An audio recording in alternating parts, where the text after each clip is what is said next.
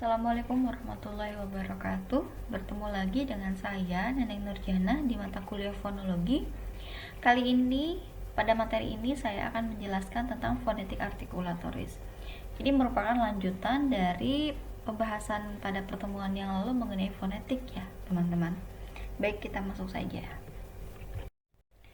Fonetik artikulatoris adalah fonetik yang mempelajari bagaimana mekanisme alat bicara atau alat ucap yang ada dalam tubuh manusia saat menghasilkan bunyi bahasa. Gleason, Malberg, Mel dalam bukunya Marsono. Nah, dari sini kita bisa melihat ada dua hal yang ingin saya garis bawahi. Yang pertama adalah mekanisme alat bicara atau alat ucap. Kata mekanisme, kalau kita lihat definisinya dalam KBBI artinya cara kerja.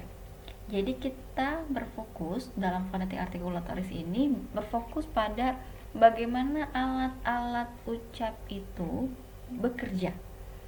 Bagaimana cara kerja alat-alat ucap itu dalam menghasilkan bunyi bahasa. Begitu ya. Proses pembentukan bunyi.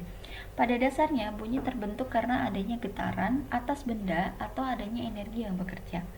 Nah, ini sebetulnya prinsip dasar dari bunyi, dari pembentukan bunyi. Nah, teman-teman, kalau teman-teman masih ingat dengan materi di sekolah mengenai terbentuknya bunyi, mungkin teman-teman pernah mendengar eksperimen garpu tala, yang mana garpu tala itu dipukul dan kemudian garpu talanya bergerak dan mengeluarkan bunyi.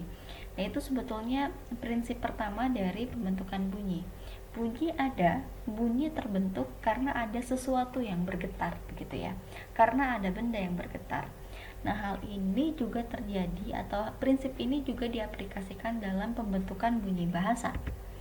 Nah, sumber energi dalam pembentukan bunyi bahasa dalam hal ini adalah yang pertama arus udara, yang kedua adalah pita suara, yang ketiga adalah alat ucap. Arus udara. Arus udara adalah sumber energi utama pembentukan bunyi bahasa. Ini prinsip utama dari pembentukan bunyi bahasa. Ada arus udara, baik udara yang masuk maupun udara yang keluar, maka akan ada bunyi bahasa. Sebetulnya ini prinsip utama dari pengkajian fonetik artikulatoris ya. Jadi selama kita masih bisa bernafas, ini orang normal ya. Selama orang normal masih bisa bernafas, maka selama itu pula dia punya kemungkinan untuk berbicara atau mengeluarkan bunyi bahasa. Kemudian yang kedua, arus udara merupakan hasil kerja alat atau organ tubuh yang dikendalikan oleh otot-otot tertentu atas perintah saraf otak. Jadi sebetulnya ketika kita bernafas, memasukkan udara dan mengeluarkan udara, sebetulnya ada yang bekerja. Apa yang bekerja? Yang pertama otot-otot tertentu, yang kedua adalah saraf. Dan perintah saraf untuk menarik dan mengeluarkan nafas itu secara simultan. Jadi tidak diperintah pun secara sadar, maka sebetulnya saraf otak itu sudah memerintahkan tubuh kita untuk memasukkan oksigen dan mengeluarkan karbon dioksida dalam tubuh kita. Nah, saraf otak mengisyaratkan dua jenis arus udara. Yang pertama agresif, bunyi yang keluar dari paru-paru, dan ingresif, udara ke dalam atau menuju paru-paru. Jadi saraf otak ini bisa mengisyaratkan atau memerintahkan dua jenis arus udara. Udara agresif, udara yang keluar dari paru-paru, jadi saat mengeluarkan nafas kurang lebih begitu, dan udara ke dalam atau menuju paru-paru saat kita memasukkan udara ke dalam paru-paru atau melalui hidung atau melalui mulut ya. Kalau melalui hidung kan itu seperti bernafas biasa, tapi kalau melalui mulut sepertinya kalau untuk gerakan biasa itu seperti kita berenang, begitu ya. Saat berenang kita memasukkan udara melalui mulut. Kalau Anda suka berenang, biasanya teknik yang diajarkan seperti itu. Pita suara. Pita suara merupakan sumber bunyi. Ini artinya apa? Jadi bunyi-bunyi bahasa yang dikeluarkan oleh manusia pada umumnya itu bersumber dari pita suara. Nah, jika manusia tidak memiliki pita suara, maka kemungkinan kecil dia bisa mengeluarkan bunyi bahasa. Kemudian pita suara digetarkan oleh udara yang keluar dari paru-paru atau masuk ke dalam paru-paru. Ini artinya apa? Pita suara yang ada dalam tubuh kita ini itu bisa bergetar oleh udara. Udara apa? Udara yang masuk dan udara yang keluar dari paru-paru. Nah, pita suara ini terletak di dalam kerongkongan. Kalau teman-teman memegang leher, begitu ya, memegang leher teman-teman, kita bisa merasakan bahwa ada yang bergetar. Saat nafas dan keluar nafas atau saat kita berbicara, itu ada yang bergetar. Nah, bagian itu namanya bagian kerongkongan. Jadi bagian leher di bagian depan itu namanya kerongkongan. Teman-teman, ini adalah anatomi dari laring. Yang pertama ada nasofaring. Nasofaring itu saluran yang ada di belakang hidung. Orofaring, saluran yang berada di belakang mulut, begitu ya. Dan kemudian teman-teman bisa melihat langsung pada vocal cord. Vocal cord itu adalah pita suara. Jadi di sanalah letak pita suara, begitu ya. Pita suara ini ya memang seperti pita ya, dia tipis begitu ya dan terbuka. Nah, kalau kita melihat di bagian yang diperbesar, bagian perbesar dari vocal cord, kita bisa melihat vocal cord itu bentuknya seperti V terbalik, begitu ya, dan dia akan bergerak membuka dan menutup, begitu. Nah, teman-teman kalau melihat lagi di bagian bawah itu laring, kerongkongan, begitu ya, kalau kita menyebutnya, orang Indonesia menyebutnya kerongkongan. Trakea dan esofagus itu bagian nanti saluran yang akan menuju kepada paru-paru. Teman-teman, ini adalah posisi pita suara. Yang pertama itu adalah posisi pita suara ketika bernafas. Jadi ketika kita bernafas, mengeluarkan dan memasukkan udara. Nah, posisi pita suaranya terbuka. Sementara itu, ketika kita berbicara, posisinya terbuka tapi sedikit, begitu ya. Nah, yang di bawah ini ketika pita suaranya mengalami kerusakan atau mengalami sakit, begitu ya. Nah, terbukanya tidak terlalu sempurna. Ada yang terbuka sedikit, begitu ya, ada yang melengkung sedikit. Alat ucap. Alat ucap adalah organ yang terlibat dalam pembentukan bunyi bahasa. Ini maksudnya adalah alat tubuh manusia yang terlibat dalam kegiatan berbicara, kira-kira begitu, adalah alat ucap, begitu ya. Nah, alat ucap terdiri atas 3 komponen. Yang pertama komponen supraglotal. Glotal itu sebetulnya kurang lebih maksudnya adalah pita suara. Jadi supraglotal adalah alat-alat ucap yang ada atau posisinya berada di atas dari pita suara. Kemudian komponen laring. Komponen laring ini komponen yang bagian atas kerongkongan. Kemudian subglotal adalah komponen-komponen yang berada di bawah pita suara atau komponen yang berada di posisinya berada di bawah dari pita suara. Komponen supraglotal. Komponen supraglotal terdiri atas rongga kerongkongan. Rongga ini berfungsi sebagai tabung udara yang akan turut bergetar apabila pita suara menimbulkan getaran pada arus udara yang lewat dari paru-paru. Jadi ketika kita berbicara atau ketika kita bernafas, sebetulnya ada udara yang disimpan dalam rongga kerongkongan. Jadi udara cadangan, kira-kira begitu. Jadi kita bisa berbicara sekian kata dalam satu kalimat, atau ketika kita bisa berbicara dan bisa bernafas panjang, begitu ya, itu karena ada cadangan udara yang tersimpan dalam rongga kerongkongan. Dan rongga kerongkongan ini lokasinya di atas pita suara. Kemudian yang kedua adalah rongga hidung. Rongga ini berfungsi sebagai tabung resonansi atau tabung yang turut bergetar ketika kita melafalkan bunyi bahasa.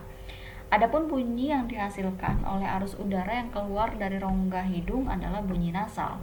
Seperti bunyi M, N, Ny, dan Nge, itu merupakan bunyi-bunyi nasal yang dihasilkan dengan melibatkan rongga hidung. Kemudian ada rongga mulut. Rongga mulut merupakan rongga yang paling penting dalam komponen supraglotal. Bentuk dan bunyinya bervariasi. Nah, rongga mulut ini terdiri dari 2 komponen. Yang pertama adalah artikulator, bagian alat ucap yang dapat digerakkan. Dalam hal ini adalah rahang bawah. Rahang bawah adalah rongga mulut yang katakanlah istilahnya adalah artikulator atau bagian alat ucap yang dapat digerakkan. Kemudian titik artikulasi. Titik artikulasi adalah bagian alat ucap yang menjadi sasaran sentuh. Jadi ini mengacu pada rahang atas ya, karena rahang atas dia pasif, tidak bergerak, tapi dia dijadikan sebagai sasaran sentuh atau titik-titik yang disentuh oleh artikulator.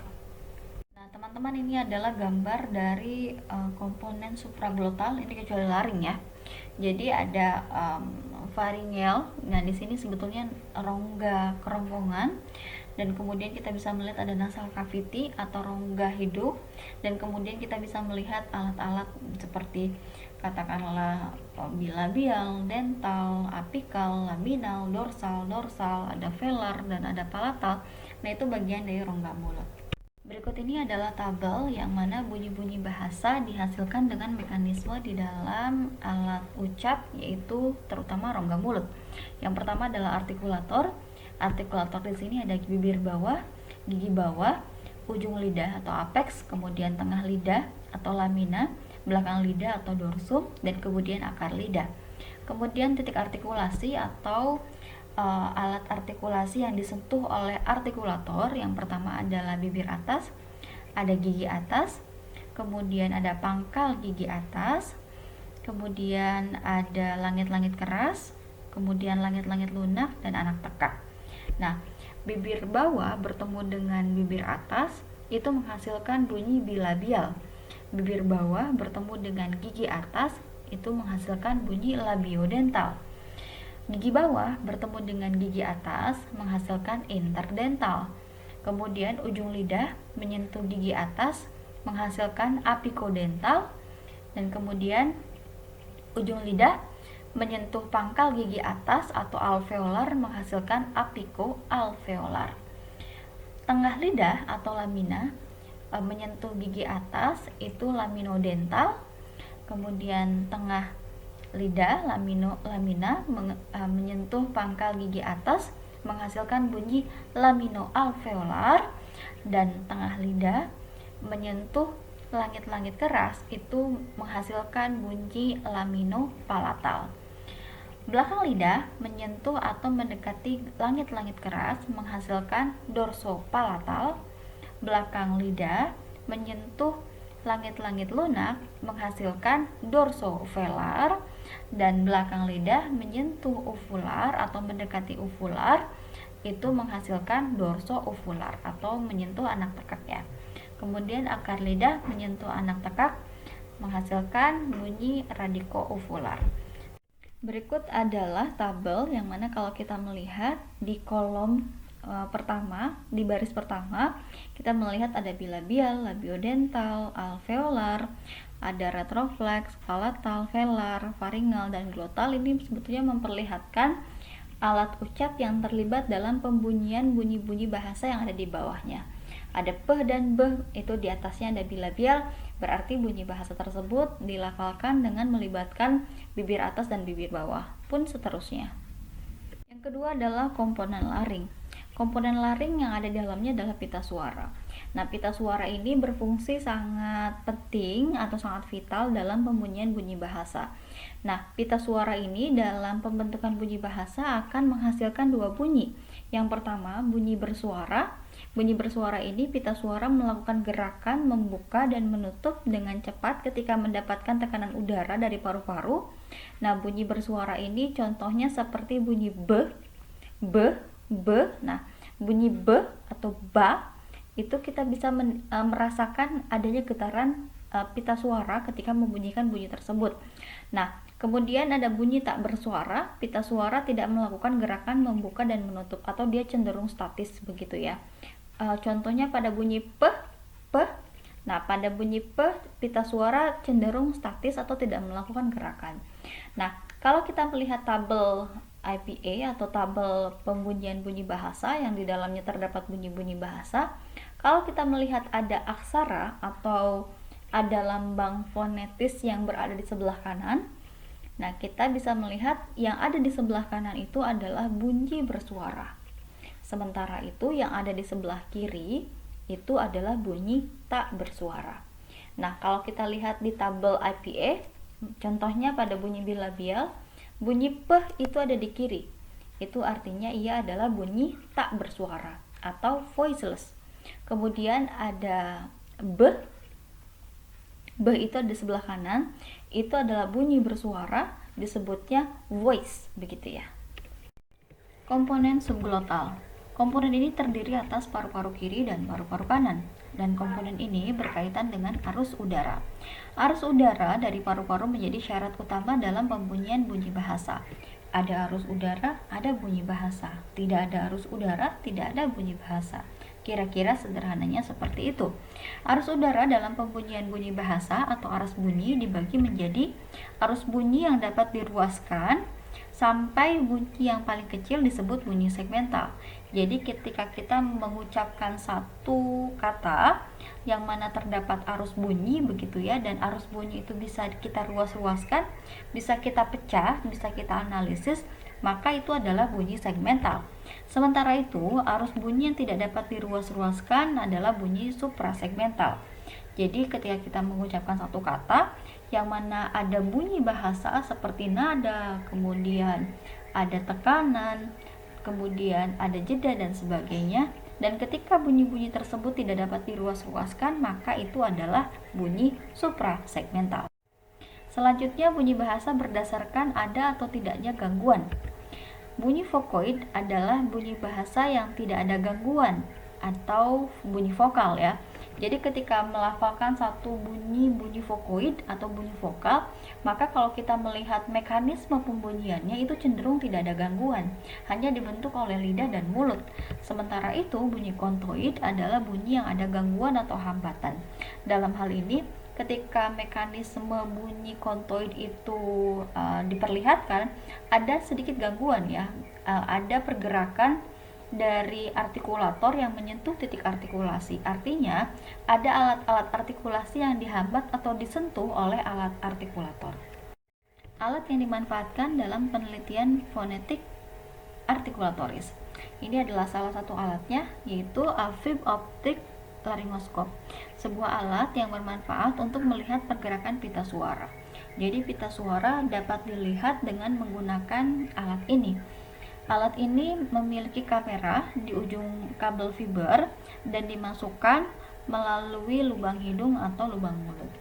Kemudian yang kedua adalah radiograf X-ray atau radiograf sinar X.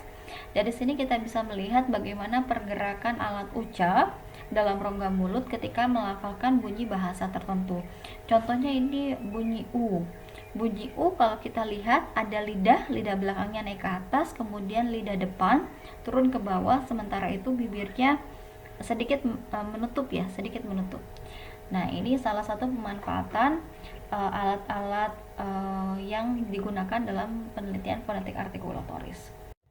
Demikian penjelasan dari saya. Terima kasih. Assalamualaikum warahmatullahi wabarakatuh.